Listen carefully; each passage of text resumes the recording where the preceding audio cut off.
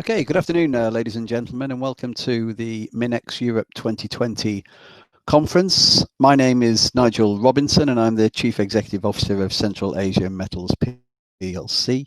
And for the next 15 minutes, I'll just talk you through the business, where we are to date in terms of COVID-19, and the outlook for the rest of the year.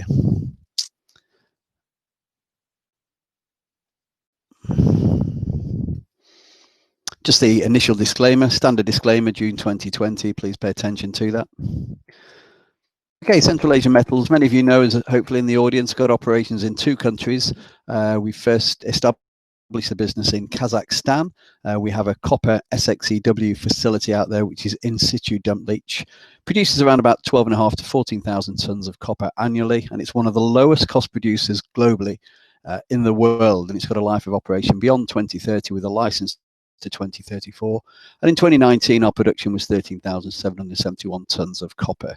We also have operations in North Macedonia in the Balkan region, which we acquired at the back end of 2017.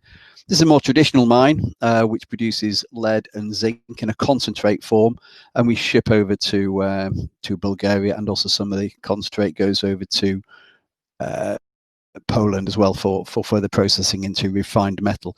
Production there is around 23 to 25,000 tons of zinc and about 29 to 32,000 tons of lead annually. Life of mine, again, long life of mine out to 2038 plus. And in 2019, our production was 23,369 tons of zinc and 29,201 tons of lead in concentrate.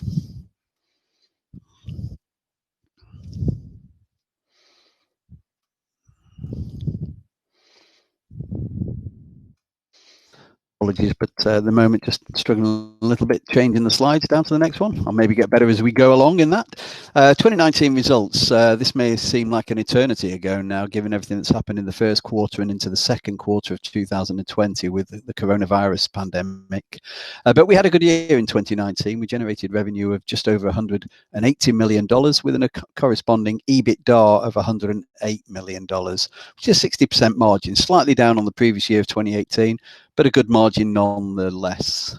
Balance sheet wise, managing the debt profile that we acquired around about $200 million of debt back in 2017 when we acquired the Sasa mine.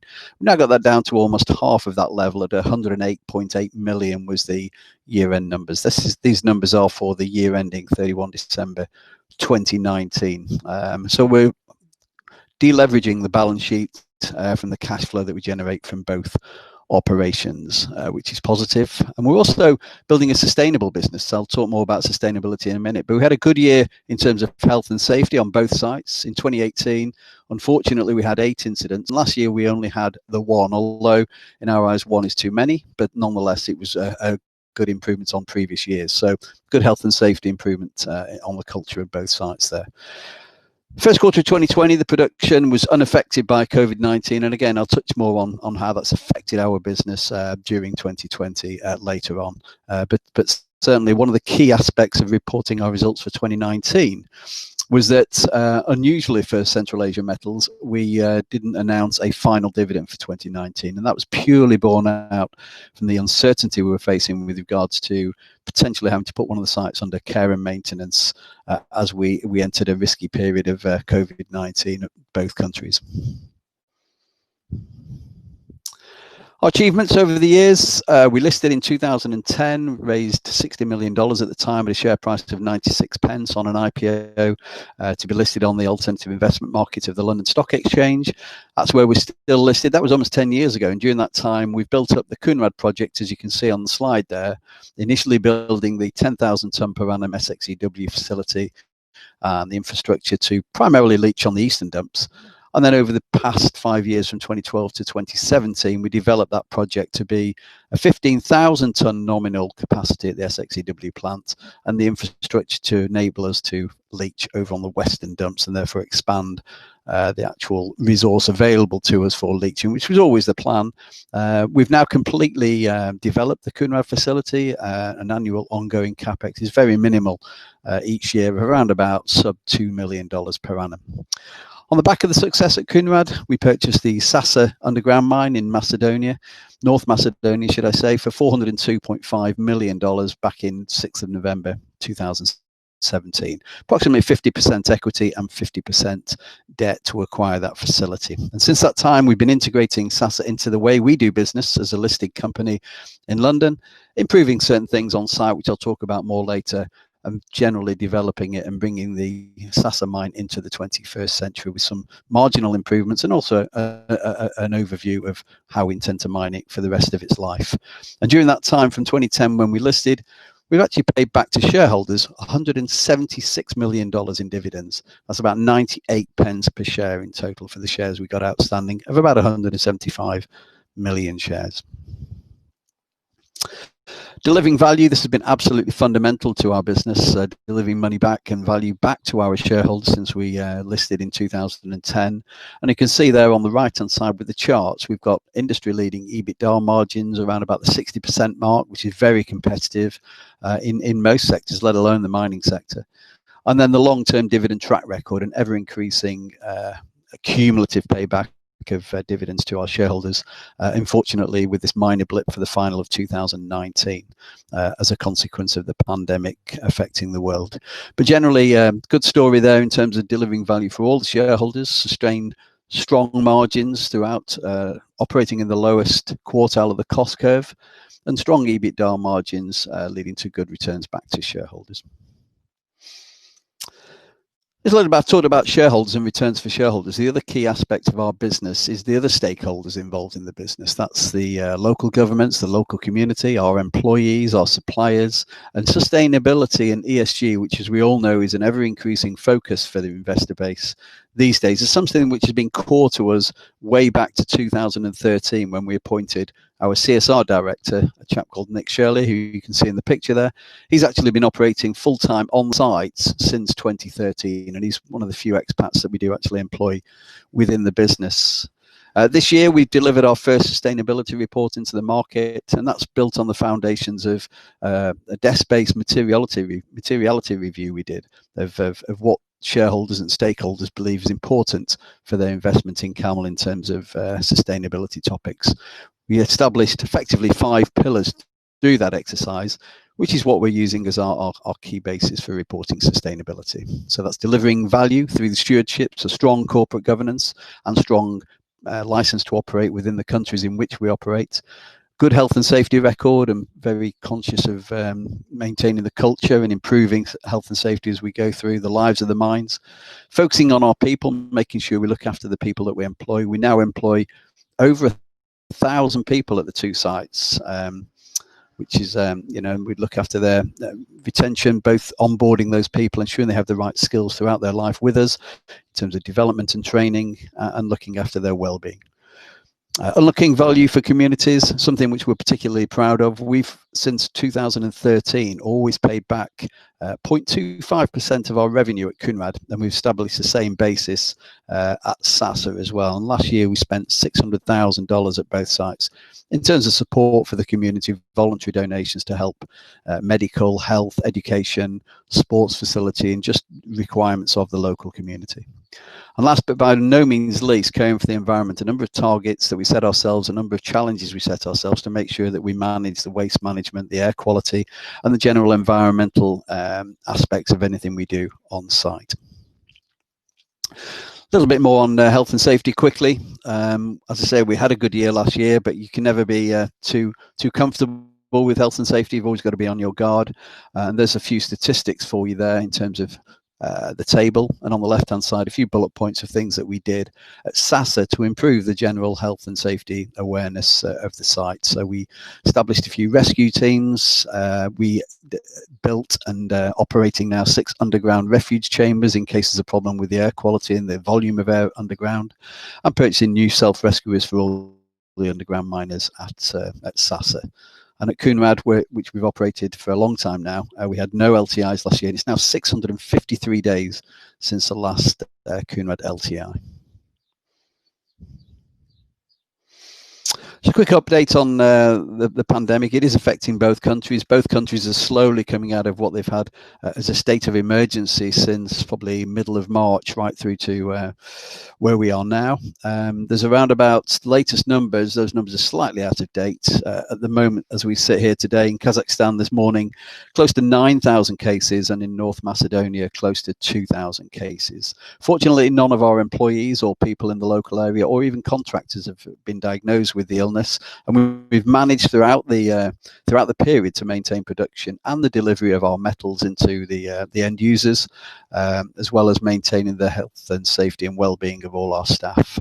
Something which is very monitored daily, should I say, and we're closely monitoring it all the time. We've established safe operating procedures. We've changed the way we work on both sites to make sure that we've got social distancing in place, and also that we've got improved hygiene standards, but conscious that all the time we need to be on top of this in case there's a slight uptick in the number of cases at any one point. So we cannot be complacent about it. And it was this impact of COVID-19 on the operations that made us as a board decide that it wouldn't have been prudent at the time to pay a 2019 final dividend, and therefore we deferred that decision in the sense that cash and liquidity, the preservation of liquidity was absolutely paramount.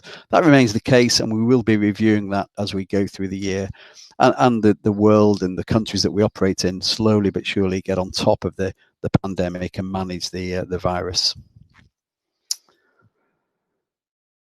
As mentioned before, focusing on the people, over 1,000 employees now. Very proud of our record in this regard. We have 99% of our employees are from the countries in which we operate. We operate or manage and have very few expats, the only one being our sustainability director now that we have on site. We have, as you can see there, 12% of our employees are female. And a low staff turnover as well. I think we look after the staff well, give them some kind of ownership into the business, and therefore we've only got around about 10% turnover of staff, and that includes retirements as well, as voluntary people leaving to further develop themselves elsewhere. Caring for the environment, again, something we take very seriously. We've had 0 significant spills last year at either operation and 0 air quality exceedances.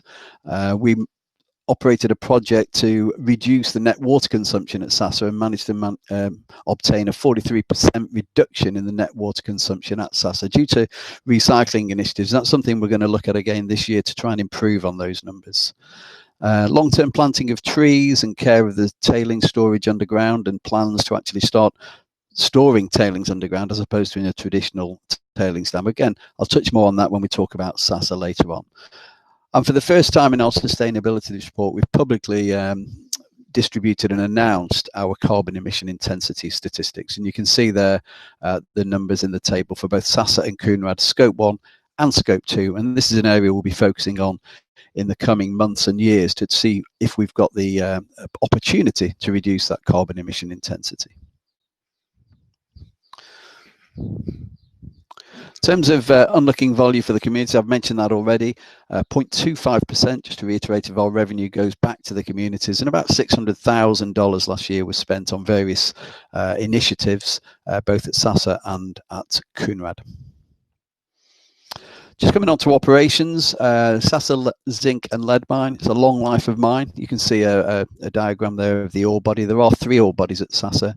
There's the larger one that you can see where we're mining to the left, which is known as Svinjareka, then a couple of others just to the right-hand side, Kozjareka and Golemareka, but we're currently operating just at Svinjareka. It is a mechanized underground mine. We truck about 30% of the ore comes to the surface through trucks and vehicles, and the other 70% comes up to the surface through the shaft that you can just see on the diagram there, the Golemareka shaft, and that's taken by railway haulage out to the shaft and taken onto the surface.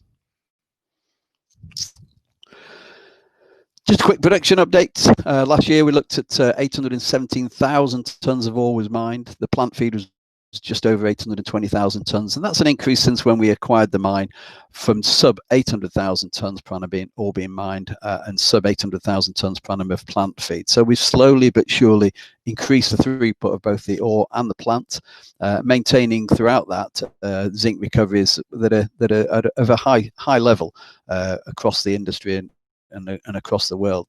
Last year we reported 86.5% recovery for zinc and a 94.5% lead recovery, which is marginal improvements on the previous years, thanks to some efforts in the flotation plant of the team on site, as well as our appointed metallurgical engineer, which we appointed just after we'd acquired the mine.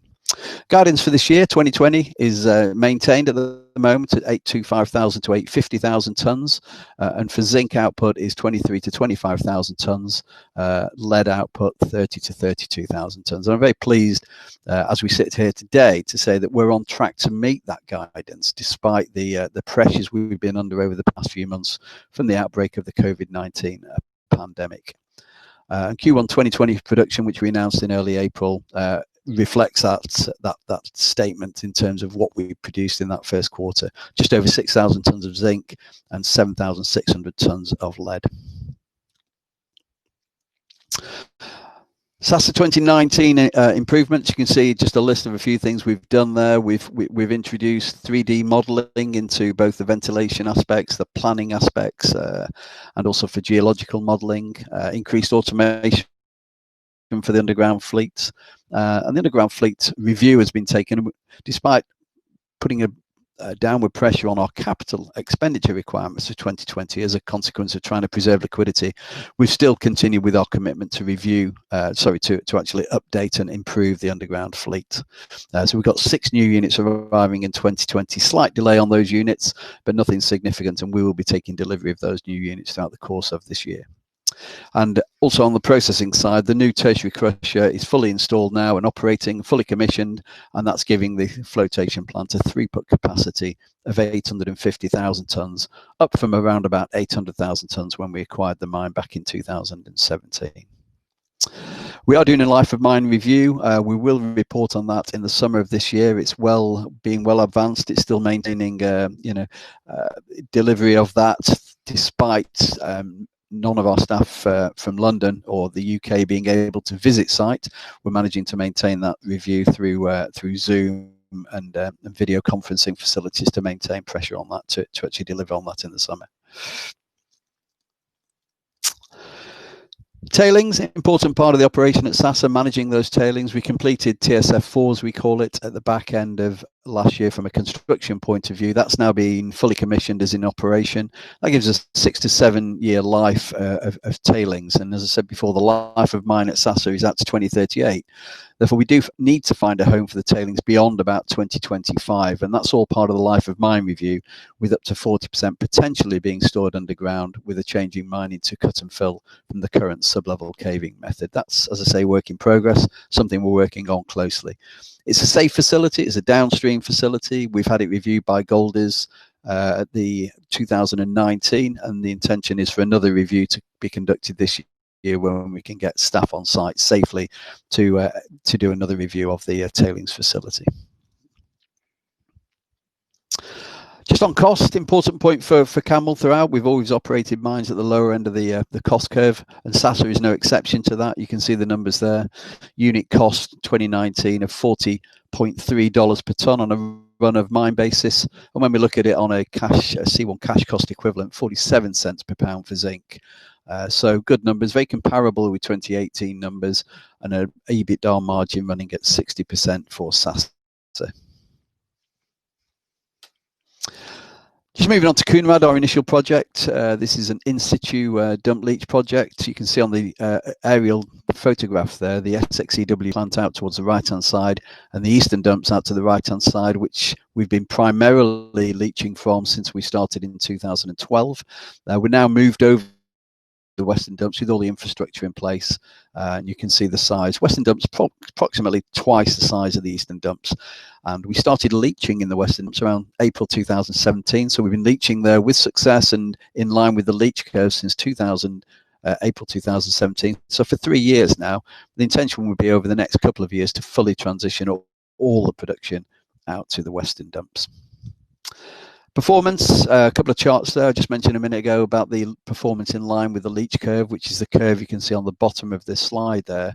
And that simply shows how the initial bloom of copper coming off, and then as you leach for the number of days, as the time extends, then you get a lower recoveries as you proceed. So we're in the Western dumps looking at something like around 20 months leaching to get anywhere between 35 and 42% recovery, whereas in the East, the facilities allow for about 8 to 9 months of leaching to get about 50% recovery. So slightly different metallurgical properties, but that's all planned for in the terms of the way we manage the dumps and move around from dump to dump from the East and the West.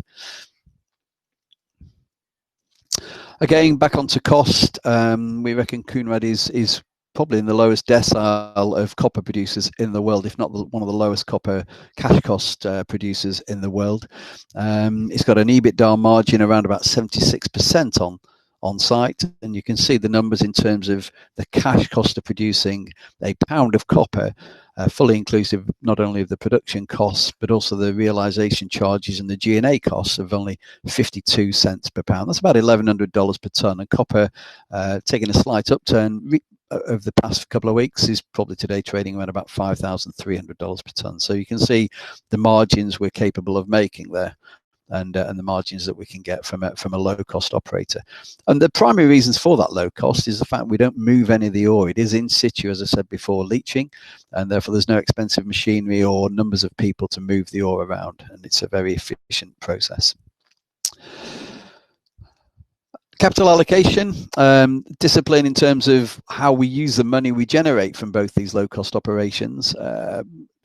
Kind of three legs to this effectively. One is the returns to shareholders. We've been paying dividends back to shareholders since 2012, December 2012, when we announced our initial dividend policy at Kounrad.